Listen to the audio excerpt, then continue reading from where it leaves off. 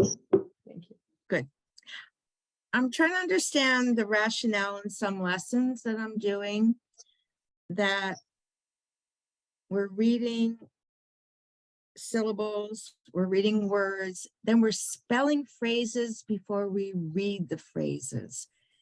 And I'm wondering why the spelling is coming before the reading when my kids are so in need of that repetitive looking at the words to do the spelling.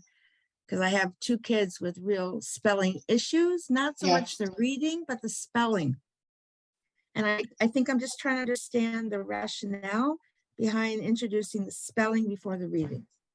So it's a good question.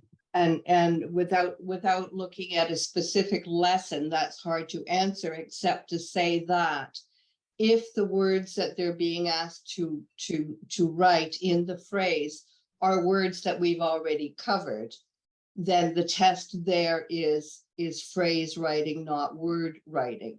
So have they already done word writing? In some of the lessons, yes. So you'll have a spelling for some that go words. Yeah. Then I'll skip to spelling to sentences, and I'm still trying to work on the phrases. Right. So I'm just wondering, do we have some leeway? Is it okay to introduce spelling for phrases before spelling for sentences? Or, I don't want to. Yeah. Okay. Yeah. Okay. Well, yes. And one of the things that we're doing, Julie and I are revisiting the English curriculum. And one of the things that we're doing is removing spelling in the same lesson or meeting from the reading. So what we're working on is trying to make a more phonemic connection, so more thinking about the sounds. So Irina, you will remember back in the day when we used a movable alphabet and had the kids use, a movable alphabet. And so what we're doing, Ellen, is to say the word is sand. Do you know what I mean? Maybe we're working on AND words or whatever it is. Okay. And so they would have done all of the reading. Maybe they've done some phrase reading, even some sentence reading, but instead of going directly to spelling, what we're going to do, because at that point, then it's a test.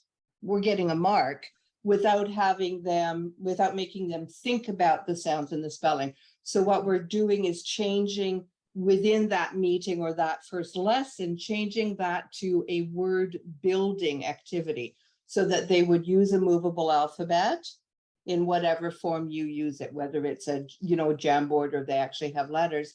They would use a movable alphabet and build the words. And then you can have a discussion of, no, that doesn't say sad. Can you read that? And they read, doesn't say sand, they read sad. And then you can say, okay, let's listen. I didn't say sad, I said sand. Can you hear, can you hear, what sound is that? Let's find how we make that. Do you know what I mean? And then you can build more words. So you can then say, okay, let's try had, and now let's try hand. Okay. Let's try land, and now let's try. And so that you're practicing the spelling where you see that they need to make the connections better to the sounds. And then the next meeting or whenever it comes up in your flow with the kid, then you would say, whenever you thought that they had workshopped them enough. Right. And I don't know. I mean, when we make curriculum, we pitch to the middle. Do you know what I mean? Yeah. We try to keep the bar sufficiently low by only really adding one increment of difficulty. But there are some kids that are going to be snoring out of boredom because we're not moving fast enough. And there's going to be others who are pulling their hair out. And it's on you folks to say, no, I got to speed this up. I got to speed this up. Okay. Yeah, it does help.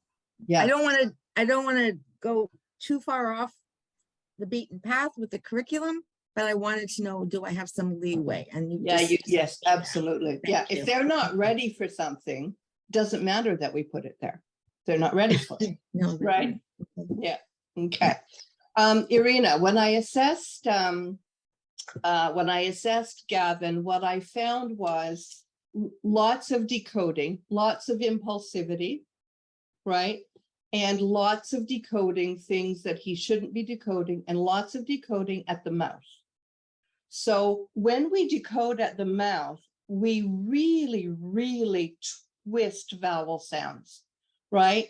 Because we drag them out, and a short vowel sound is not supposed to be dragged out. I mean, that's why it's called a short vowel sound, and a closed syllable, right? As opposed to a, e, which go long.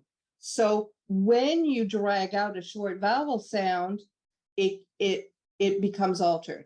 So becomes and you're going to lose it because it's in one place, and it's hard for you to hold that place. Does that make sense?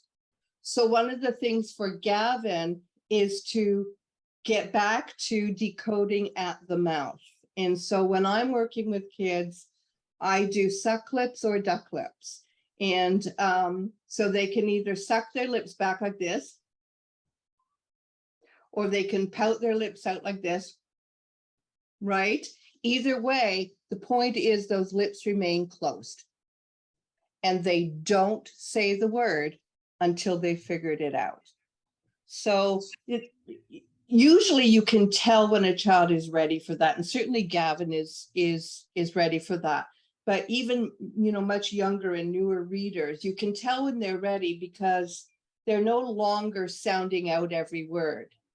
They might still be sounding it out, but they're no longer dragging it out. They're taking that couple of extra seconds, but they're managing to get the word without decoding out loud.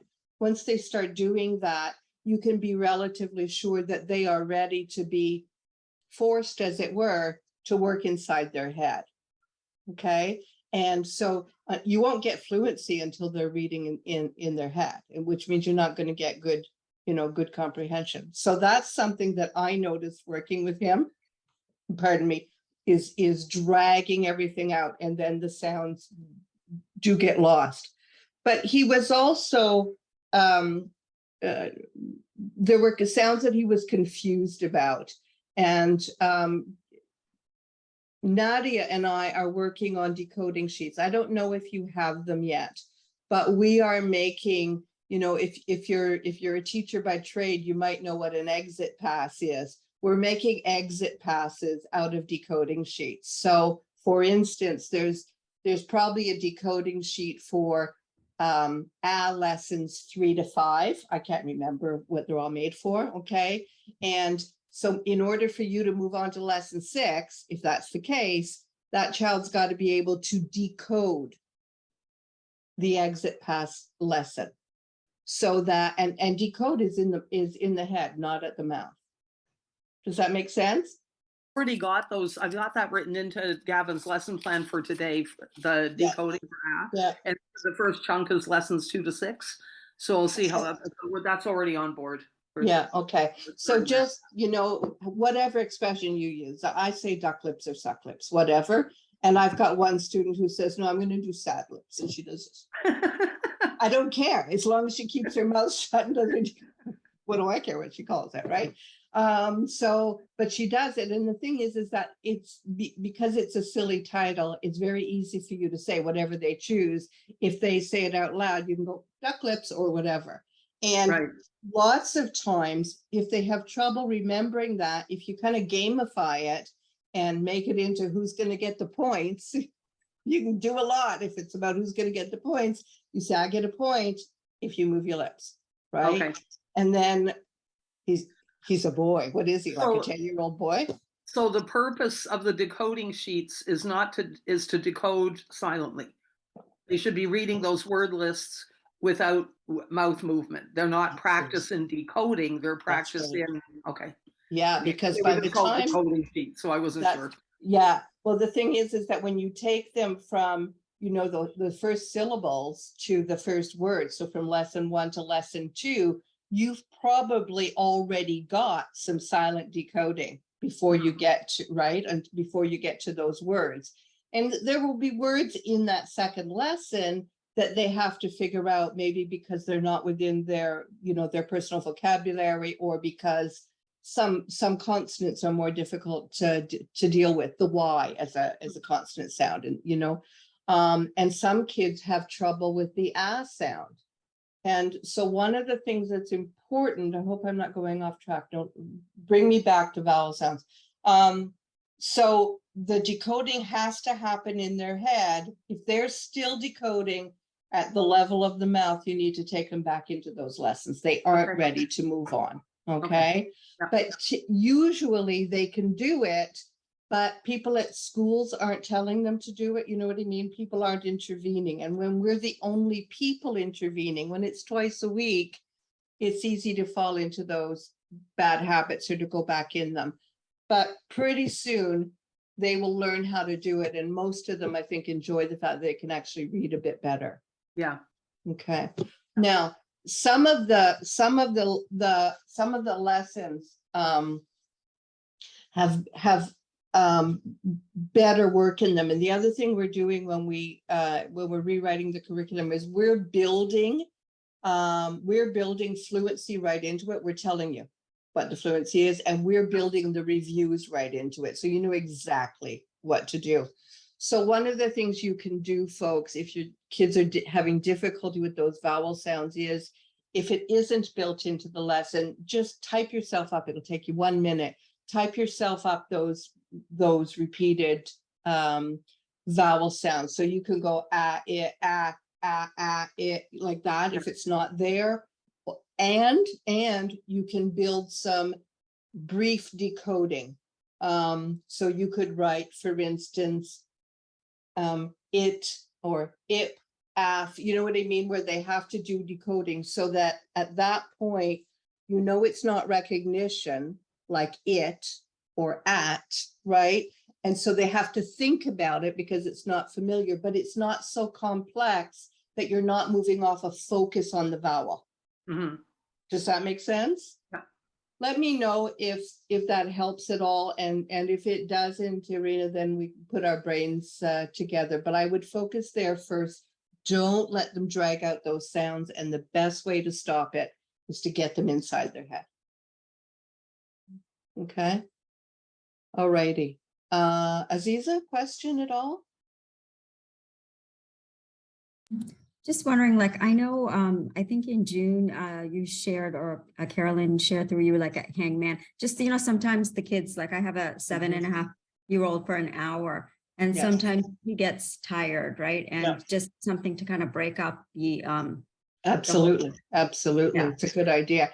And hangman is really good for teaching spelling, as long as you don't let them just play without being thoughtful, right? Right. So for instance, and you can build your own hangmans if you want. This is not tough to do if you want to focus on a certain thing, but so what I do when I'm using hangman, and so firstly, I always remind them every word needs at least one, and I hope they say to me vowel sound, right? And so they choose their vowels.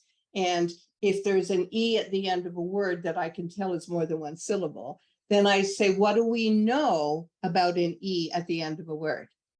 So we're reviewing these rules, and they go, oh, it's silent. I say, okay. So that means there must be another what in this word, right? So you're reviewing the rules because you're controlling the game. It's still a break. They still are having fun, right? So then they'll go for another vowel. And so, say there's an H as the second letter in a word. Well, likely it's a consonant, right? So you can say that's pretty likely a consonant. There aren't very many words. Ahoy, a hold, like how many are there, right? So what consonants go before H in English, right? And they can say, I don't know, SH, yeah. PH, is there another one? What about a C? Oh yeah, CH. Do you get it? And so you're constantly reviewing things that they know. Okay. And then you can say, all right, if it's an SH, what's the first sound of the word? If it's a CH, what's the first sound of the word? And likely it's ch, right? So you can do that kind of stuff. You can say, say you get a a vowel team. Say you get an OA or something, right? And you can, whatever, but you can annotate, you can circle it and say, what sound does that make usually? Oh, okay, so you know what your vowel sound is. You know you've got a ch at the beginning, or don't even do that. You say, there you go, you've got these two letters at the beginning. What sound is it likely making? They say ch, and you say, okay, and these two vowels are likely saying, okay, and we're looking for a piece of clothing. You know what I mean? So can you guess what it might be? And even if they know that that's going to be, I have no idea because I was using bad examples, but even if they know it's going to be, they still have to think about the sounds and figure out how to spell it. So when I'm working on spelling, I use hangman a lot because it forces them to think inside the word instead of just kind of mindlessly trying to remember and write things out.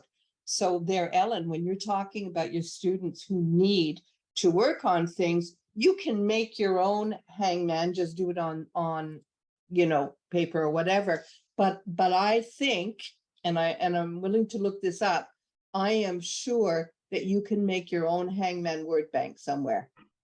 You know what I mean? That somewhere someone's got, you can find anything on the internet, right? So I'm sure that there is here's a hangman game, feed your own words into it, right?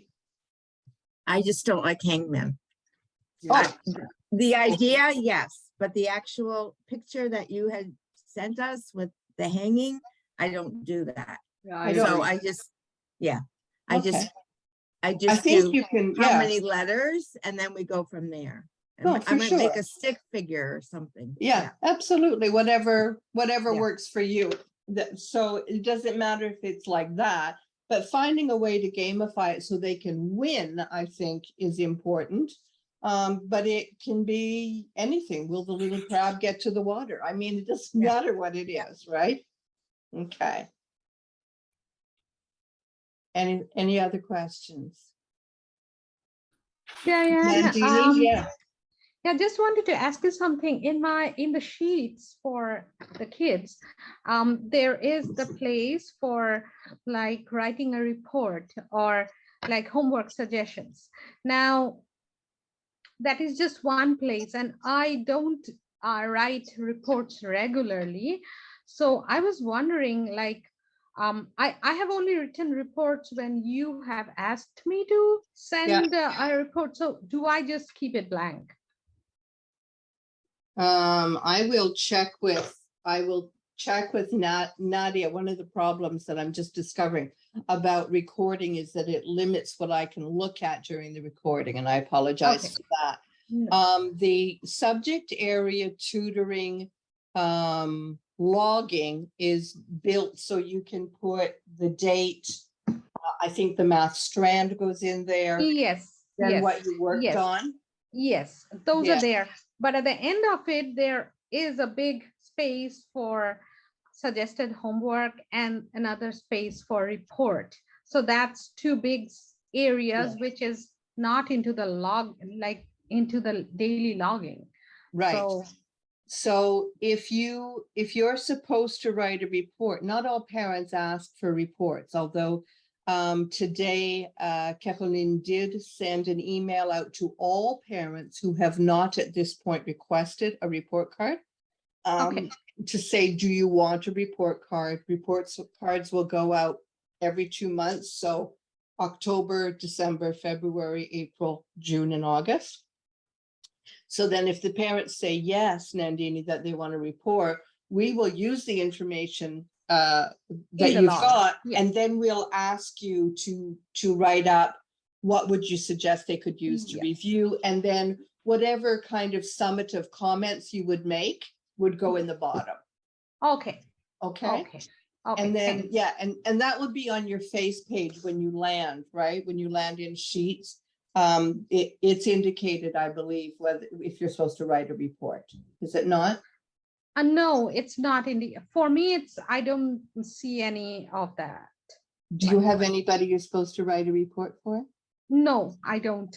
That's probably why you don't see it. Okay. Okay, but I will check on that. I will check on Okay. that. Nandini reports. Okay. Is there a message on sheets? Okay. All righty. Anybody else? Anything else? Because you're no longer doing professional development work, right? During your workday. We don't need you to send us any more shift reports if there is nothing to report, okay? So we only need shift reports from now on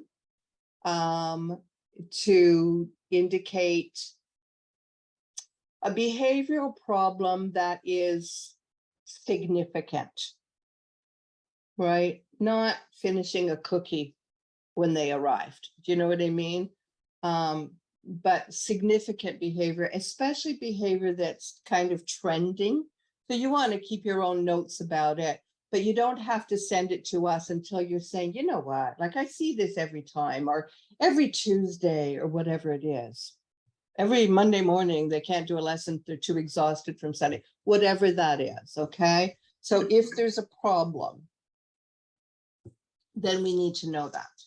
If there is lateness, but I'm not talking a minute or two, I'm talking lateness where it's going to affect billing and paying you, then I need to know. Kathleen needs to know that, right? If they show up 2 minutes late, they show up 2 minutes late. If you show up 2 minutes late, then please work 2 minutes longer. You know what I mean? If you've got the time, just finish it off. Big technical problems, again, not we couldn't hook up for the first minute, but it's like we were working and then for 15 minutes, blah, blah, blah, blah, blah. So we suspended the lesson. Again, that affects making sure you get paid. And we also need to know whose computer, blah, blah, blah, blah, blah, right? But you don't need to send anything if everything is fine. We will assume that the default is the lesson happened on time, reasonably on time, and that the behavior was good. But if you have behavior problems, if you have curriculum questions, if you have report card questions, if you have sheets questions, you need sheets put in. If your timesheet doesn't work, doesn't show up, it wasn't there, whatever it is, that is Nadia. All of that is Nadia. Okay. Kathleen always checks Nadia's email for when Nadia's not in, but she will only handle it if it's an emergency. Okay, that stuff is all Nadia. So let me get that. So behavior, curriculum, fluency reports, report cards and sheets. And Caroline is admin. You're going to change your address or phone number. You need leave, or your client phoned you to say, I'm not going to be there tomorrow morning, and you're not sure, even though you told them to, that the client called the office. Send Kathleen an email. That kind of stuff, right? Again, so what happens is that Kathleen and I do billing every, timesheets every couple of weeks, and there we are in our timesheet, and what she has in her record and what's on your timesheet is not the same, because you knew the client canceled, but the client in fact didn't get a hold of her. So help us out and let her know that, okay? And the other thing is, it's going to save you all those emails that you get when it's timesheet day saying, can you please go in and correct your timesheet, right? Okay, so if somebody is substantially late, an absence, anything like that goes to Caroline. If you email a client back to say you need to contact the office, please CC the office. If a client texts you, I hate it when they do that, but if a client texts you and tries to kind of get around the office, please send a brief email to the office, or you can phone her, whatever you prefer. Okay. So you no longer have to send a shift report unless there is something significant to report. So it's just one less, it's not a big deal, but it's one less step, right? And I think that's I think that's it. That's all I wanted to say. No, nobody else got any? Yes, Ellen. Sorry. No. I have 3 kids on Mondays, and all 3 have canceled now for Halloween. Me too. Yes, and Which they have means- canceled at our request. At your request, or Absolutely. It was an oversight on our part. We have never taught lessons on Halloween. We have always suggested that kids take their Halloween off. Most children observe it, and most children are not in any way focused on their lessons at Halloween. And so we just take it off. So Kathleen emailed the clients last week, said your child has a lesson scheduled on Halloween. Do you want them to take the lesson on? And we don't make it affect their maximum, what they can cancel. It's a wasted lesson. It's like if you were having a lesson on Christmas Eve, or you know what I mean? You've got, Okay. there's no brain there.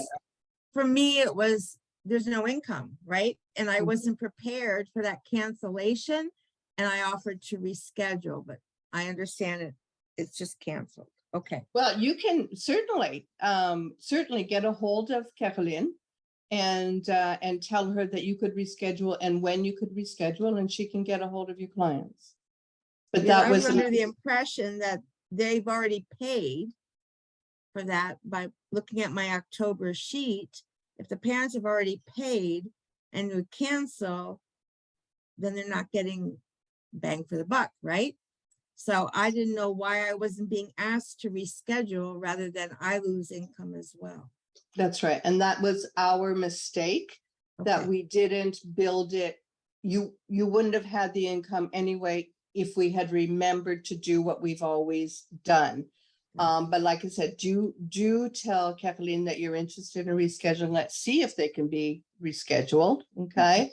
And yes, they have been paid because we bill in advance.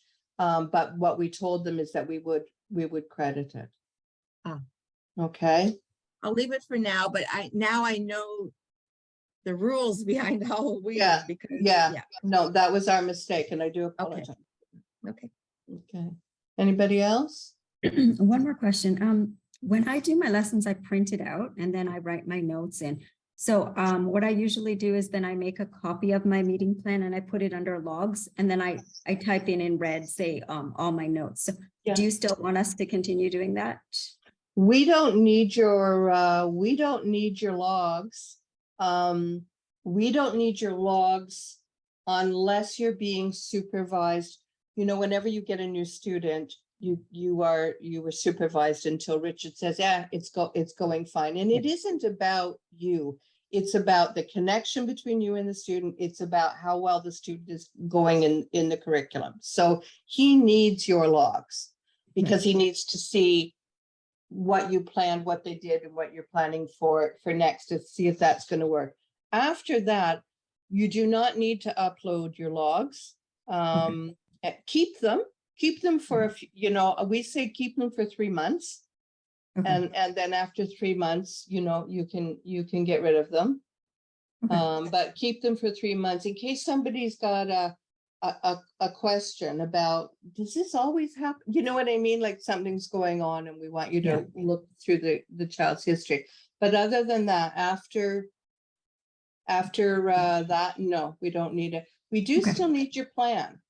Oh, In yeah, case definitely. somebody I else put has the to plan take in, over your but lesson. I put the plan, but then also under logs, I have that as well for so it's okay. No, I think that's more work than you need to do at this point. So, however you want to keep them, Aziza, you don't even need to scan them. I mean, I also like to write by hand.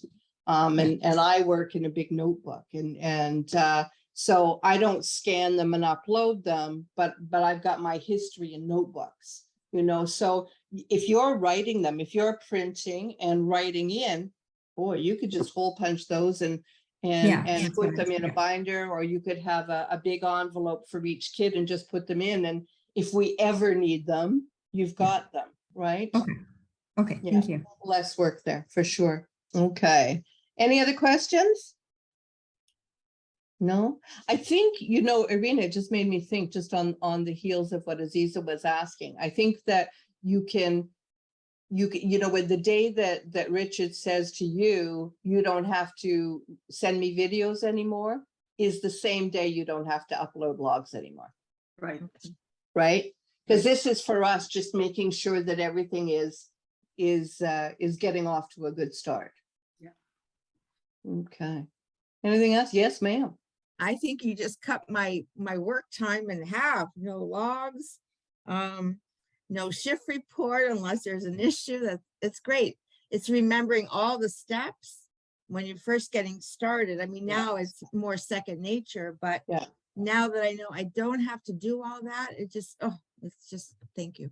Yeah, well, it's just that I don't know what happened. And I said, who's reading those? You know what I mean? Because it used to be like, who's reading those now? Why are we doing this at this point, you know? And nobody's reading them. So if we need them, you'll have them. We're never going to go back more than 3 months, and shred them when you're done. How many do you all print it out and write on it? I print it out and write, and then my notes, from the meeting plan, I make a copy for logs, and then I type in my notes in Right, red. okay, So it's yeah. different. Yeah. Right, okay, so you don't need to do that and there's Okay. no retyping. Wow, it never occurred to me. I never retyped them, never retyped them. Every time, every time. Oh, that's crazy amount of work. Yeah, that's a crazy amount. You know, when we give you 15 minutes to log and plan, you should need 6 minutes. It should be almost Yeah. 10 minutes of just go make a coffee between students and whatever, right? It should get to the point where it is just so easy to do this. It's like, oh, it was list 3. Okay, it's list 4. You know, it should be that simple, right? Any other way that we can simplify things, make your lives better, more meaningful, whatever? No? No? No. Okay, well, then off you go, enjoy. I don't know where you are. I'm in Lindsay and it's a beautiful day in Lindsay, just a beautiful day. We're enjoying the fall up here and it's lovely to see you all. I will see if I can find a hangman blank for everybody who wants that. And I'll see if there's another game out there that isn't hanging somebody. And Nandini, I will make sure that the structure that you've got is the one that would lead to reporting if we wanted a report. Okay. Sounds good. Okay, all right. Thank you very much. My pleasure. It's lovely to see you all.